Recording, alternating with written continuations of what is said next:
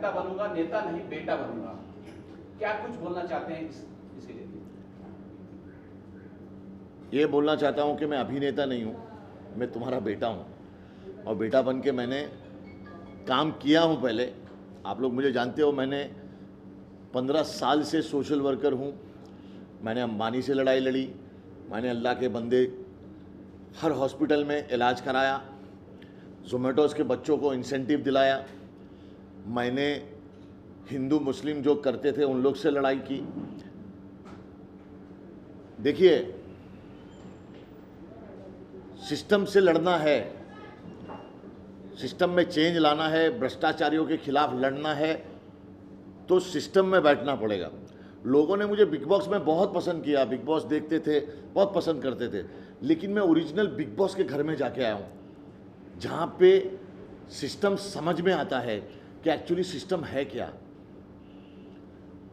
तो मुझे ऐसा लगा कि मुझे बाहर आके डर के बैठ जाने से अच्छा है, थोड़ी बहुत ज़िंदगी बची है तो लड़के मर जाते हैं। मुझे थ्रेटनिंग के फ़ोन भी आ रहे हैं कि तुम अपना फॉर्म वापस ले लो, बैठ जाओ, ऐसा वैसा। मैं लड़ाई लड़ने उतरा हूँ, मैं लोगों का भला करने उतरा हूँ और मुझे भला करना है। मैंने ये नेता रह के नहीं, मैंने इंसान रह के भी किया हूँ ये। एज एन एक्टर जब मैं था तो मैंने लड़ाइयाँ रोड पे उतर के लड़ी, आपको पता है। मीडिया वाले की लड़की को जो अंधेरी ईस्ट में हॉस्पिटल में 4.5 लाख रुपयों के लिए उसको उसकी बेटी से मिलने नहीं दे रहे थे, उसको छोड़ रहे नहीं थे। आपको ये पता होगा, यूट्यूब पे है वो। सारे मीडिया वाले मुझे फ़ोन किए, मैंने जाके वो लड़की के लिए लड़ाई लड़ी, मुझ पर पुलिस केस हुआ, मैं जेल भी गया, लेकिन मैं 4.5 लाख रुपए भर के उसको लेके आया। वो मेरी बहन, उसकी बच्ची, दोनों मेरे लिए दुआएं करते हैं। सर, मैं सिस्टम में आऊँगा तो कुछ कर पाऊँगा और मैं चाहता हूँ कि लोग मेरा साथ दें। मैं एक यंग और हेल्दी नेता हूँ जो लड़ाई लड़ेगा, ग्राउंड पे उतर के लड़ेगा और घर घर जाके सबको समझाएगा कि हमें किस चीज़ की ज़रूरत है। अभी हमें मंदिर मस्जिद ये चीज़ों की ज़रूरत नहीं, अभी हमें स्कूल की ज़रूरत है। बच्चे पढ़ेंगे तो उन्हें समझ में आएगा। कौन से घर के अंदर ऐसा है कि आप देखिए, मुझे बहुत सारे हिंदू मिलते हैं, उन्होंने गीता नहीं पढ़ी, बहुत सारे मुसलमान मिलते हैं जिन्होंने कुरान नहीं पढ़ा। तो एक्चुअली में लोगों को धर्म क्या है वो पता ही नहीं है। जब तुम पढ़ोगे तो पता चलेगा कि कोई गीता ये नहीं कहती कि तुम मुसलमानों को मार दो, कोई कुरान में ये नहीं लिखा, कुरान के अंदर ये लिखा ही नहीं है कि आप हिंदुओं को मार दो या मंदिर तोड़ दो। ये इंसानों की बनाई हुई चीज़ है। इसको धर्म पे ठोक के लोग राजनीति खेल रहे हैं। तो आप तोड़ने की राजनीति बंद कर दो, जोड़ने की करो। आप अगर जोड़ दे हिंदू मुसलमान सिख ईसाई को तो भारत देश कहाँ पहुँच सकता है। सर, मैं ये जानना चाहता हूँ, आप जब चुनाव में उतर रहे हैं, आप लोकप्रिय हैं, सोशल वर्क करते हैं, लोग आपको जानते हैं, बहुत अच्छी पहचान है। सीधे सीधे बीजेपी, अगर बीजेपी के सामने लड़ रहे हैं और बीजेपी के सामने जब भी कोई लड़ता है तो या तो जेल जाता है या पर कोई केस बनता है। क्या इससे आप डरे हुए हैं या फिर आप इसके लिए तैयार खड़े हैं? कहीं ना कहीं बीजेपी ने मेरा डर निकाल दिया है। मैं थैंक यू बोलना चाहूँगा उनसे कि देखिए, मेरे पे 9-10 झूठे मुकदमे हैं जिसके कोई हाथ पैर ही नहीं है। उसके बाद मैं जेल भी गया, मैंने सहा भी, मेरी फैमिली ने भी सहा। क्या अपने राइट्स के लिए आवाज़ उठाना ये गलत है? ये संविधान में मेरा हक है कि मुझे जो सही नहीं लगता मैं वो बोल सकता हूँ। क्या मेरे बोलने से आपको इतना फ़र्क पड़ रहा है कि आप मुझे जेल में डाल दे रहे हो? मैं बोलता रहूँगा, मैं फिर आ गया हूँ, मैं फिर बोलूँगा, मैं फिर लड़ूँगा, मैं लड़ता रहूँगा। कम से कम मुझे शर्म तो नहीं आएगी जब मैं सोने जाऊँगा कि यार एजाज, देश में तेरी बहनों का बलात्कार हो रहा था, देश में लोग हिंदू मुसलमान कर रहे थे, देश में पढ़े लिखे MBA किए हुए बच्चे जोमेटोज में जाके वेटर बन के खाना दे रहे हैं। उनके माँ बाप उनको बचपन से अपनी ज़िंदगी सेक्रीफाइस कर दी, अपना खून पसीने का पूरा कमाई निकाला, उसको पढ़ाया, और वो पढ़ के उस लायक है कि वो कहीं बड़ी जगह नौकरी कर सके। उसको नौकरी नहीं है, वो जोमेटोज में अपने माँ बाप के सामने खाना लेके देने जा रहा है। उस माँ बाप के दिल पे क्या बीतती है ना, मैं जानता हूँ। मैं भी एक बाप हूँ। अपनी ज़िंदगी की सारी कमाई लगा के उसने अपने बच्चे को पढ़ाया, और उसके बाद अगर वो जोमेटोज में जाके खाना दे रहा है ना, वही जोमेटोज वाला इनसे काम करा के इनका इंसेंटिव भी नहीं दे रहा था। मैंने लड़ाई लड़के उनका इंसेंटिव दिलाया। 5,000 बच्चे, वो 5,000 आदमी बोल रहे भाई तुमको ही वोट करेंगे। अभी इन लोग ये बोलेंगे एजाज खान या तो किसी को जिताने आया है या किसी को हराने आया है। मैं खुद यहाँ पे लड़के जीतने आया हूँ, ना मैं किसी को हराने आया हूँ, ना मैं किसी को जिताने आया हूँ। 3 चरण के ऑलरेडी चुनाव हो चुके हैं, तो आपने ये पहले से प्लान बना के रखा हुआ था या सडनली 2-4 दिन में? अरे यार, मैंने प्लान बना के MLA का इलेक्शन लड़ा, तो इन लोग को लगा यार इसको अंधेरी से आके वहाँ पे 3,500 वोट मिल गए, निर्दलीय लड़के, जहाँ पे इसको इतनी सारी, ना मुझे पुलिस परमिशन दी। अभी आप लोग देख लेना, ना मुझे पुलिस परमिशन देंगे, और मुझे कई चीज़ों में परेशानी आएगी कि कल हो जाओ वहाँ पे, आज ये है, परसों वो है। उसके बावजूद मैं 3,500 वोट लिया था MLA इलेक्शन में। अब मैं मेहनत करूँगा, क्योंकि इन्होंने मेरे 26 महीने तो ऐसे ही ख़राब कर दिए। 26 महीना मेरे को यूनिवर्सिटी में भेज दिए, दुनिया की सबसे ख़तरनाक जेल, जहाँ पे 600 की कैपेसिटी में 4,000 4,500 लोगों को रखा जाता है। खाना मतलब जानवर नहीं खाए, सोना एक के ऊपर एक आदमी सोता है। तो ये सब चीज़ें मैं देख के आया हूँ, तो अब मुझे डर नहीं लगता। अब मुझे डर नहीं लगता किसी चीज़ से, पहले भी नहीं लगता था, लेकिन अब तो बिल्कुल नहीं लगता। सिवाय मेरे अल्लाह के, मुझे उसको जवाब देना है। और उन्होंने मुझे अंदर से ऐसा फीलिंग दिलवाया है कि अभी छोटी मोटी ज़िंदगी बची है, कुछ अच्छा कर ले, जैसा तू करता था वैसा कर। सेहत है, तंदुरुस्ती है, करूँगा। इसलिए डंबल ले आऊँ कि डंबल निशानी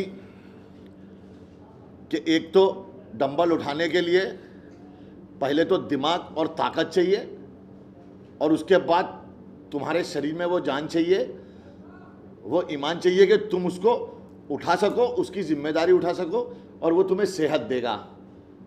तो भ्रष्टाचारी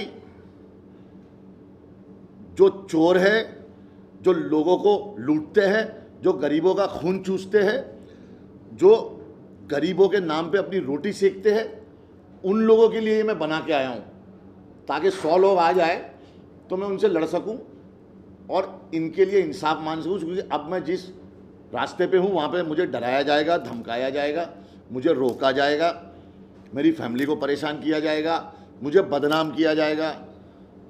अब और क्या बदनाम करोगे मुझे? एजाज भाई, हमेशा आप सच बोलते हो, और आपके एक डायलॉग भी है कि हमने सच बोला तो हमें जहर पिला दिया गया। तो आप सच बोलते हैं, थोड़ा तरीका अलग है आपका बात करने का, लेकिन आपको लगता है आप टिकट लिए 10 आपके ऊपर झूठे केस में डाल के कुछ को फंसाने की तैयारी में लग गए होंगे आदि लोग?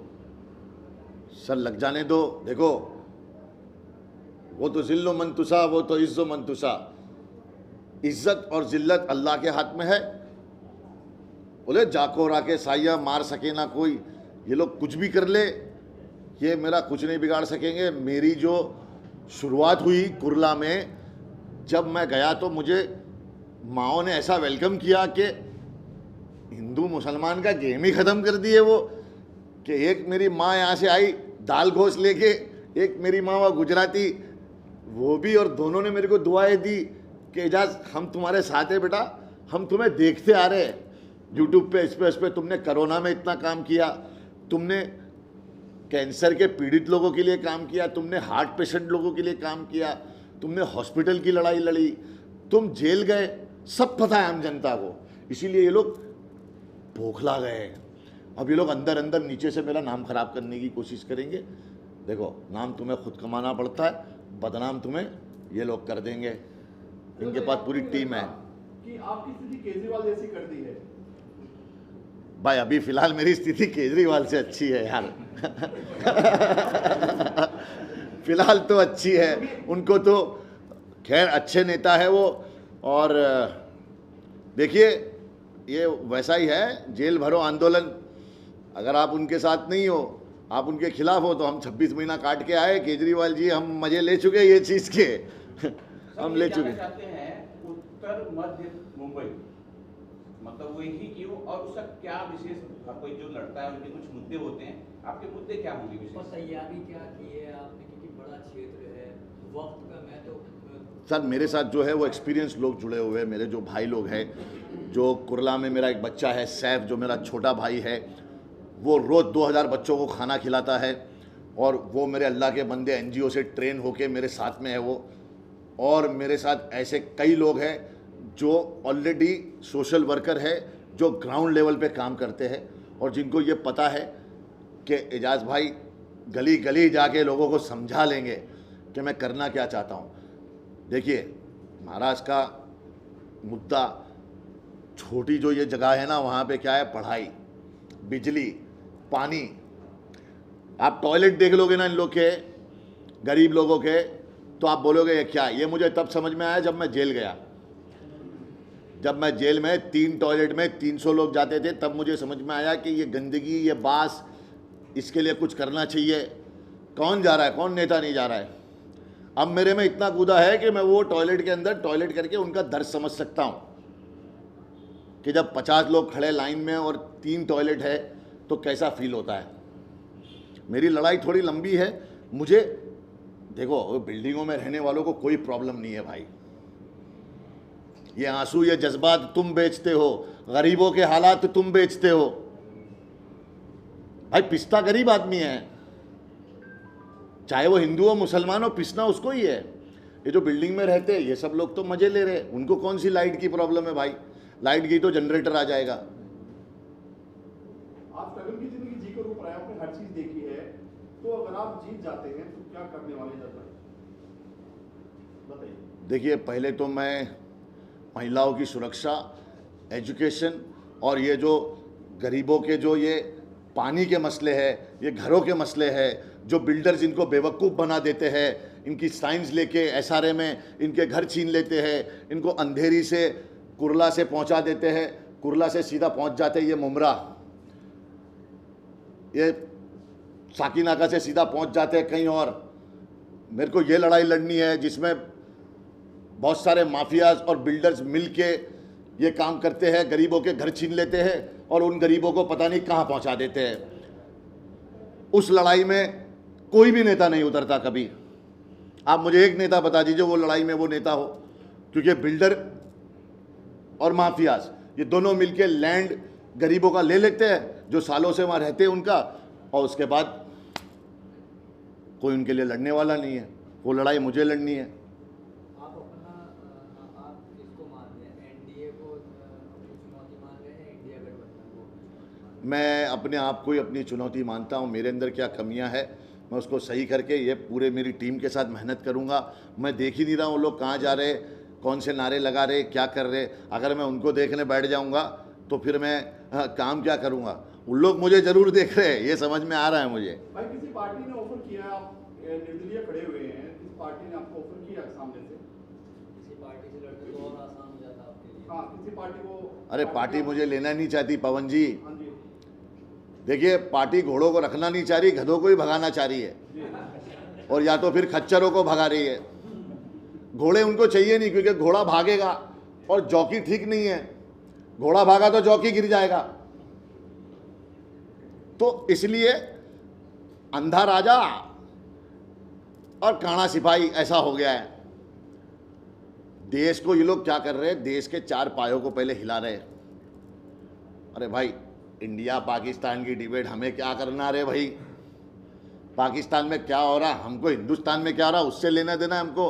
हमारे बच्चों को नौकरी नहीं है, हमारे बच्चों को स्कूल नहीं है, अस्पताल नहीं है। मुंबई के अंदर मैंने हॉस्पिटल के लिए काम किया तो मैंने देखा कि महाराष्ट्र के अंदर ऐसे अस्पताल नहीं है जहाँ पे जाए तो आदमी तुरंत इलाज कर पावे। जो गरीब लोग जाते मरी जाते भाई। बाकी सब है कसाई खाने। अंबानी में आदमी जा नहीं पाएगा, गरीब आदमी। वहाँ पे तो ये बड़े बड़े लोग जाते हैं और फिर बिल बनता है उनका, वो 5 स्टार होटल है। उधर कोई भी आता है पीछे के रास्ते से, ये वो बड़ी बड़ी गाड़ियाँ, ऊपर बड़े बड़े रूम हैं। गरीब आदमी कहाँ जाएगा भाई? वो केम्स में जाता है, इधर जाता है, वहाँ जाता है, तो उसको बोलते अरे आप बैठिए लाइन में, ये फॉर्म भरिए। अरे गाली देने को मन करता है। हमको पढ़ा लिखा होता है ये बेचारा गरीब, तो फॉर्म नहीं भर रहा होता, तेरे को सिखा रहा होता तेरी ड्यूटी क्या है। वो तो पढ़ा लिखा नहीं है वो। अब तो उसको फॉर्म दे रहा है हाथ में, अब वो जाके 10 लोगों को पूछ रहा है, भाई साहब ये फॉर्म कैसे भरते, भाई साहब ये बताइए जरा। अब वो आदमी बिजी है, बोलते हैं भाई आगे जा। तो गरीब का तो जो बच्चा है या कोई है वो तो मर जाएगा। तो क्या हो रहा है? मर रहा गरीब है। मुझे गरीबों की लड़ाई लड़नी है। मुझे ये क्या बोलते हैं उसको, upper class, I don't care about them. उन लोग का सब चल रहा है, उन लोग अपना टैक्स भर रहे, खा रहे, पी रहे, चोरी कर रहे, सब कर रहे। I am concern about this people जो अपने हक के लिए रो रहे हैं, मर रहे हैं, और अब इतना रो चुके हैं कि वो अपनी गुहार को भी नहीं उठा रहे। इतना दब चुके हैं वो लोग, इतना दबा दिया। मैं उन लोग की आवाज़ बनना चाहता हूँ, चाहे वो दलित हो, मराठी हो, मुसलमान हो, फलाना हो, ढिमका हो, कोई भी हो, वो हिंदुस्तानी होना मांगता है। कास्ट बेस्ड पॉलिटिक्स काफ़ी चल रही है इंडिया में और काफ़ी ज़्यादा आगे बढ़ रहा है। सोशल मीडिया पे यूथ भी कहीं ना कहीं इससे काफ़ी भ्रमित हो रहा है। तो इस पर क्या आपकी राय होने वाली है, तो आप इसे किस तरह से टैकल कर सकते हैं या करने वाले हैं? देखिए, धर्म का धंधा है और हर बंदा उसमें अंधा है। ये धर्म का धंधा है और हर बंदा उसमें अंधा है। ये धर्म का धंधा चल रहा है, मैं उसमें नहीं मानता हूँ। मेरे साथ सागर नायडू चलते हैं, मैं सो जाता हूँ ना तो नायडू जागता है, सागर जागता है।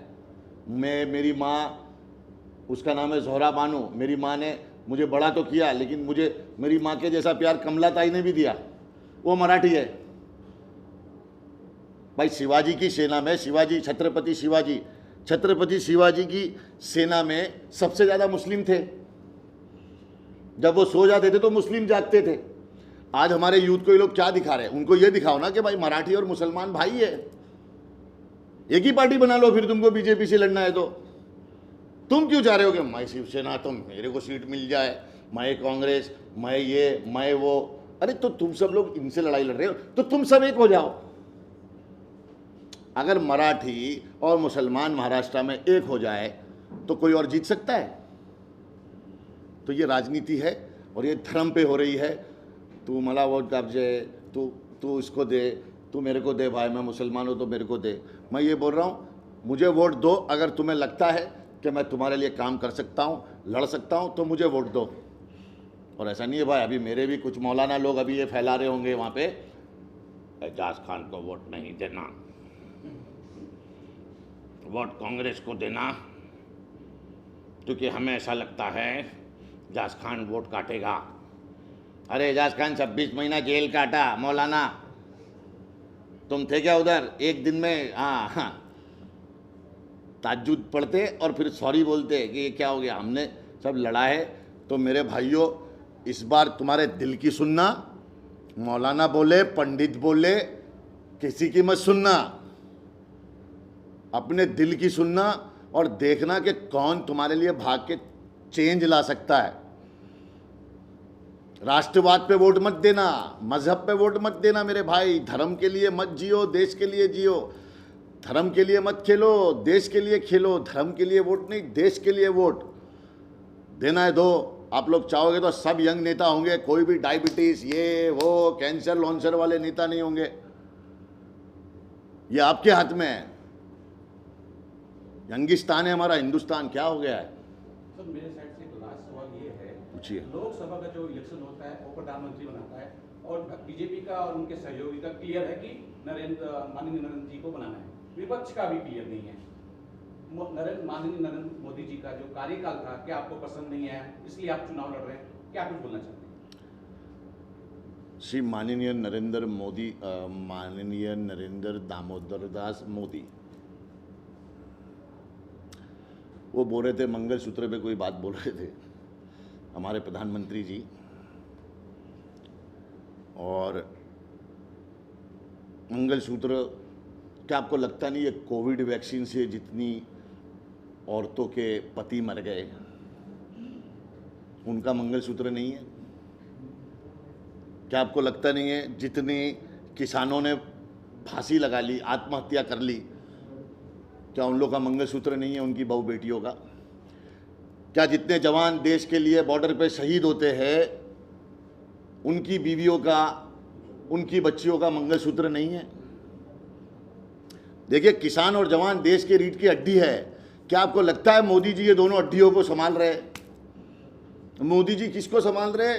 जो भी बड़े बड़े चोर है इस देश के वो बीजेपी में तुम्हें मिल जाएंगे। जो बड़े बड़े रेपिस्ट है इस देश के वो तुम्हें बीजेपी में मिल जाएंगे। अब तो ये हो गया है कि ऐसा है कि किसी ने अगर 10-12 हज़ार, 15 हज़ार, 1 लाख करोड़ का घपला किया है तो मत कहो उसे टिकट मिल जाएगी बीजेपी में। और अब वर्षा गायकवाड़ जी भी, मुझे एक चीज़ उनकी बुरी लगी कि उनकी रैली में उन्होंने, वो सेक्युलर है, कांग्रेस पार्टी तो सेक्युलर है, चलो कहती है मुसलमानों के हमदर्द है, समझ में आता है, वो भी आपका वोट बैंक ही है मुसलमान, नहीं तो आप मुसलमान को सीट दे देते, किसी एमपी मुसलमान को खड़ा करते, लेकिन वो आप वोट बैंक ही है, वो आपका खेल है। तो आप अपनी रैली में जय श्री राम के नारे लगवा रहे थे। ये सेक्युलरिज्म नहीं हुआ तो फिर आप खुल के जो है वैसे वोट मांगिए, ऐसे चल के वोट मत मांगिए। तो धर्म के नाम पे राजनीति करना बंद कर दीजिए। देश के लिए कुछ कर सकते तो आप इसमें आइए, वरना आप लोगों को कोई हक नहीं है। जस भाई, चुनावी एरिया अगर देखा जाए तो वो काफी बड़ा है और भीड़ बहुत कम है, तो किस तरह से उसे कवर करने वाले हैं, लोगों तक कैसे पहुंचने वाले हैं, प्रचार किस तरह से करने वाले हैं और कौन कौन आपके साथ प्रचार? अच्छा, एक बात बताओ, अगर मैं तुम्हें 26 महीना एक जगह पे बिठा दूं, उसके बाद बोलूं बाहर आ जा, तो तू थकेगा, रुकेगा? नहीं रुकता आदमी भाई। मैं अंदर इतना प्लान बना के आया हूं ना, 6 दिन आदमी एक जगह पे बैठ जाए तो उसको ऐसा निकालेगी ना तो ऐसा भागेगा। मालूम है, जानवर को गुफा में बंद कर देते, निकालते तो कैसा भागता है वो। अभी शेर को इन लोग ने गुफा में बंद कर दिया था, अब इन लोग खोले शेर को, शेर अभी खाली दहाड़ेगा। मैं कहाँ सोने वाला हूँ भाई, मेरे को तो ऐसे भी इंसोम्निया है, मालूम है। ये बीमारी शाहरुख खान और अमिताभ बच्चन को है, और हमारे प्रधानमंत्री नरेंद्र मोदी जी को भी है, और वही मेरे को भी है। तो अब तू समझ जा।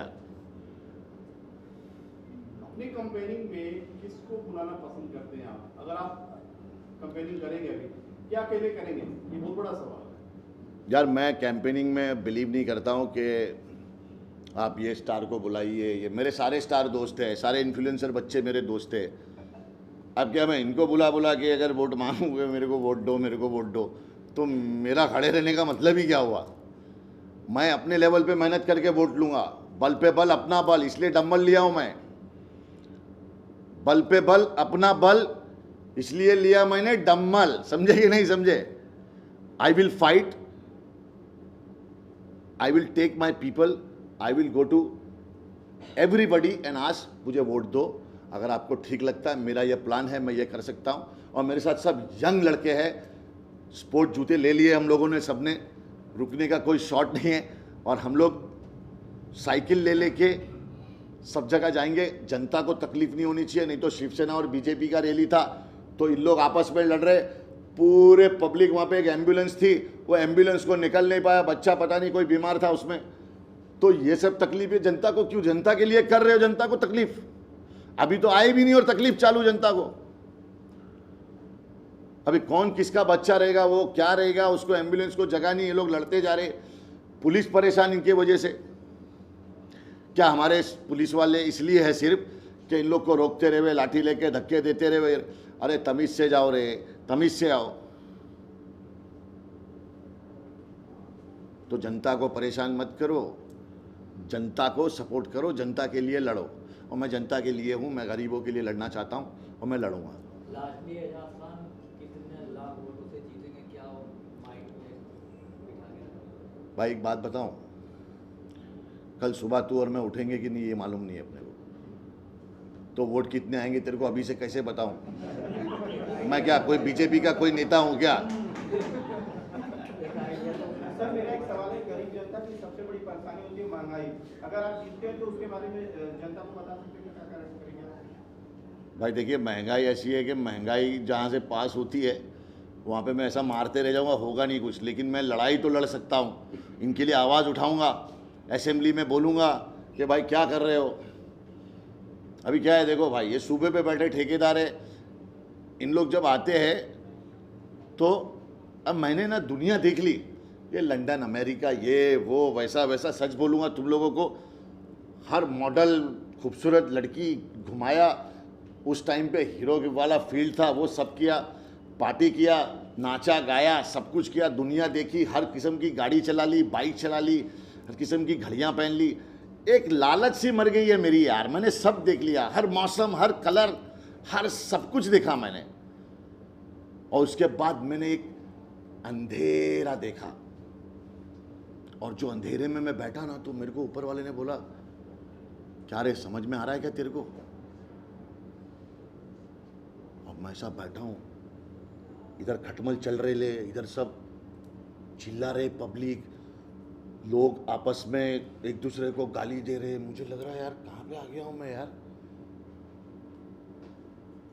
मेरा ऊपर वाला बोलता, पब्लिक के लिए कुछ कर, जैसा तू करता था पहले, अभी छोड़ के तू वापस क्या कर रहा है। फिर मैंने जेल में लोगों के लिए चार्जशीट पढ़ना शुरू किया कि मैं जेल में लोगों की मदद कैसे कर सकता हूँ। जिनको चार्जशीट पढ़ना नहीं आ रहा था, मैं उनकी चार्जशीट पढ़ के उनको पॉइंट बता रहा था।